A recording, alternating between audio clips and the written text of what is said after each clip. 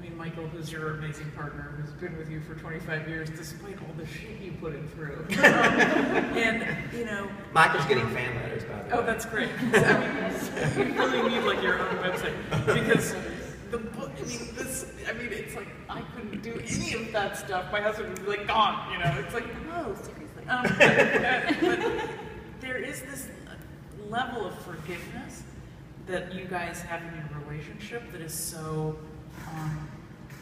like, it's almost, I wouldn't say pathological, but it is so forgiving. And how did you come to that? I mean, how do you think Michael, who's not going to answer this, but how is Michael this person? Oh, well, I can't answer that. He is an amazing person and has loved me, but unconditionally, you know, and I loved him back, I'd like to say. Because even when I was doing all those terrible things and thinking, this might be it, I was terrified that this might be it. Early on in our relationship, and like a lot of gay men, we have an open relationship, and that's kind of a shock to some people, but most gay men just kind of smile and nod, because a lot of gay men who've been together for a long period of time are open in one way or the other. Just, you know, it's kind of one of the benefits of being a gay man. So there was that, but early on in our relationship, before the alcohol had taken off, we were having some problems, and we saw a marriage counselor or a couples counselor, and that helped. And even though we bonded because we couldn't stand the counselor. Maybe that was her intention. Exactly. He was very whispery and, you know, prayerful hands at all times, and he had all that therapy jargon. But it got us talking and putting issues out on the table that we needed to talk about, and it laid an early foundation for us, I think, to get over the stuff that came. Yeah, interesting. But that is one of the other fascinating parts of your book. It's just the fundamental differences between what can be a standard gay relationship and what most people accept as the standard heterosexual married relationship, which is like completely, you know, oh God. Well, it's supposed to be monogamous, but it's often not. No, it is often not. But yes. But a lot of marriages don't get through that. That's right. There's a lot of... But it was a really interesting way to read and think about long-term relationships, because, you know, it doesn't work that way for me. But anyway. For most, it doesn't. Which is good. And then tell us, again, your dad, Earl, was such a rock in the book. And then tell me about his reaction to the book. Yeah. He was amazing, and he adored my mother like I did, and and I touch on their marriage, but I didn't go too much there because it was really about my relationship with my mother and not their relationship, although certainly their relationship affected me, and I think I say enough about their relationship, but they did have a George and Martha, as in Who's Afraid of Virginia Woolf, kind of marriage, you know, very volatile and big fights, grandiose fights. But they loved each other and loved their life together. And, you know, and I was worried. My biggest concern about the book, about him reading the book, you know, they were married until she died, and he was still carrying the torch for her. I was worried not about how he came off, because I knew he came off well, and it was an honest portrait of him. But I was afraid that he would take issue with how I portrayed my mother, even though ultimately it is a love letter to her. But there's some ugly, you know, moments in there, and he didn't. I mean, he knew it was true and honest, and so I delivered. I was going to wait until closer to publication date to let him read it. Which was April, yeah. Right, this past April. Because I thought, well, you know what, if he has a bad reaction, then it'll be too late for me to chicken out. And then I thought, no, I've got to put on my big girl panties and give it to him now. And so I went down a year ago, Easter weekend, to Beaumont and delivered the manuscript to him in person. And by the way, he was very excited about the book and about me writing it. He couldn't wait for it to come out. And I listened. He read it in his study, and I was, would listen in the other parts of the house, and I would hear him laugh. And I said, "What are you laughing at?" He said, "Oh, Joey Heatherton just did a high kick." And I'd hear him gasp, and I'd hear him cry. And at the end, he came and delivered it to me. He handed me the manuscript, and he said, "You write beautifully. I love it, and it really is a book about your mother." And he said, "Are you happy with it?" And I said, "Yes." And it wasn't until that moment that I was happy with the book.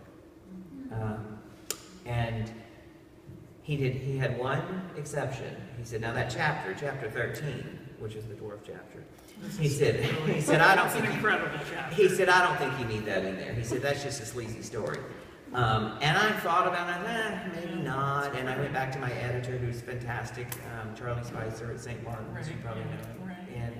And we talked about it, and he said, "No," he said, "I don't think it's gratuitous." And he said, "It's funny, and it's a rich burlesque, story. and it's burlesque. It's incredible." And he said, "But it also shows how out there you are, and it's in there, and I'm glad it's in there."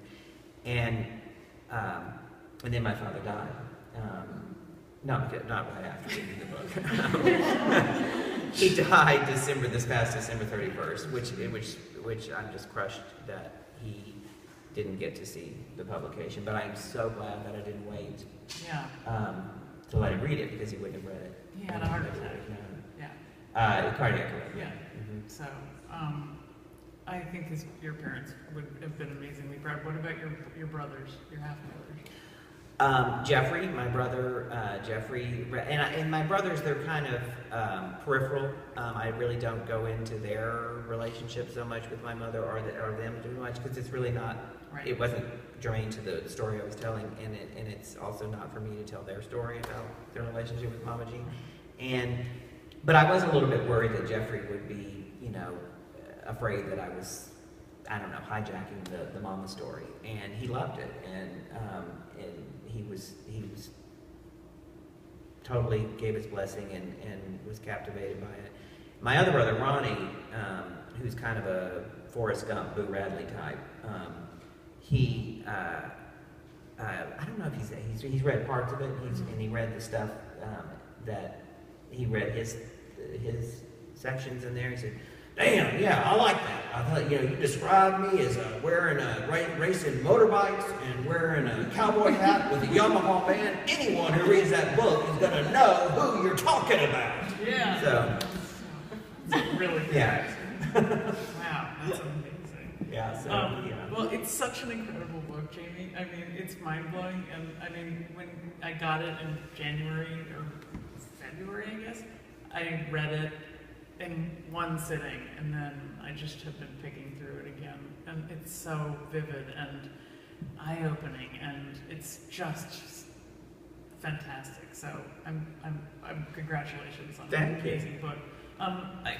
Jamie's book is so rich. Does anybody have questions? He's got it's amazing.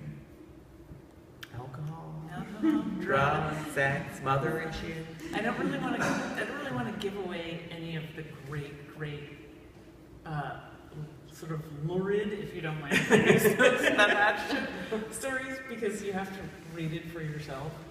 But I guess when you tell those stories, did you have any hesitation in being that honest? Yeah, absolutely.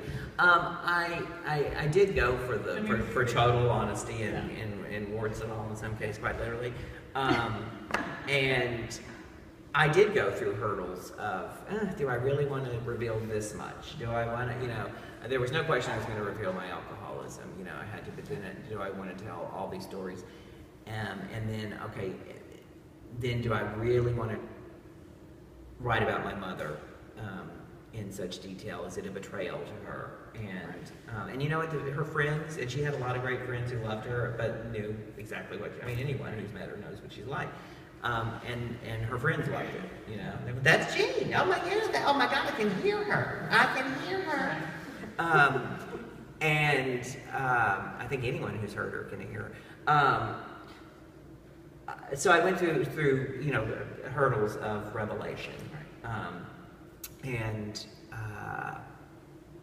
The last one, writing about my suicide attempt was, I mean, I was always going to write about that, but it was the last meaty piece, or that was the hardest one. I had to work up to that. You know, I kept alluding to it in different pieces I was writing in a writing workshop. My teacher said, you know, you got to write about the attempt. And I said, I know, but I'm not ready. So that took a while. And then finally revealing that I'm HIV positive and I almost didn't reveal that because I thought I don't have to, and people don't need to know that, and that makes people uncomfortable. And then I decided it was important to the story, and I'm so glad I did, because you know what? More people, even now, today, where we think, oh, that's not that big a deal, it still is to people, and there still is a lot of shame and stigma around it, and I think it's just like any other disease condition, that the more people are out about it and say, oh yeah, I've got HIV, and, you know, it's a manageable condition and it's not a distance anymore, or even if it was, but just to be open and honest about it, so that it's not such a big deal to people.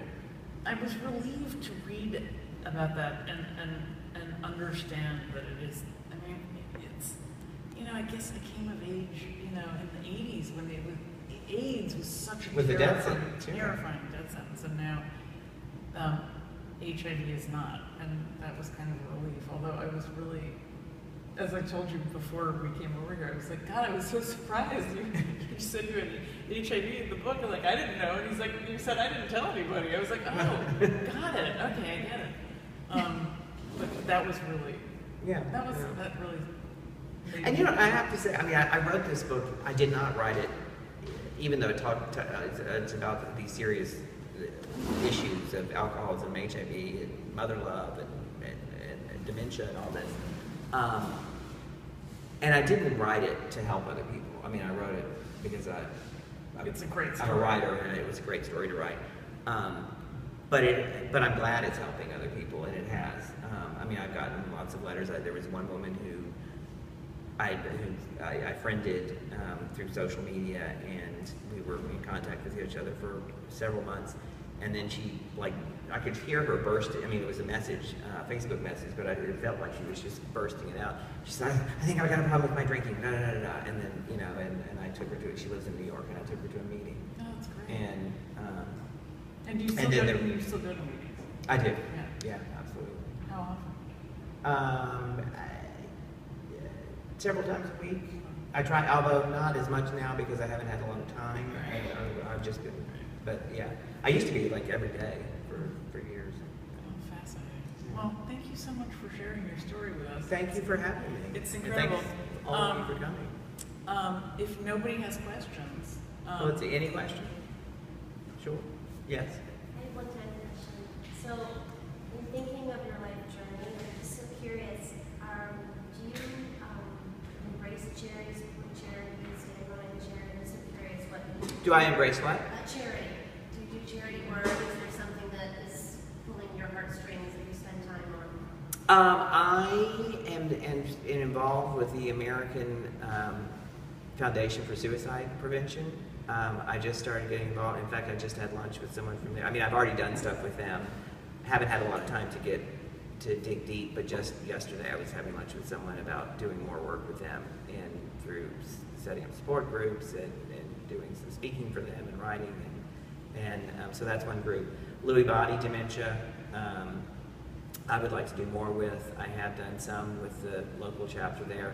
I did speak at the New York Alzheimer's Association because Lewy body doesn't have a lot of their own chapters. And when my mother was dying of this, I went to a support group, which was the New York Alzheimer's Foundation, which is how the woman who ran the support group was the one who asked me to speak. So those groups. Yeah. And then in the world of alcohol recovery, I help other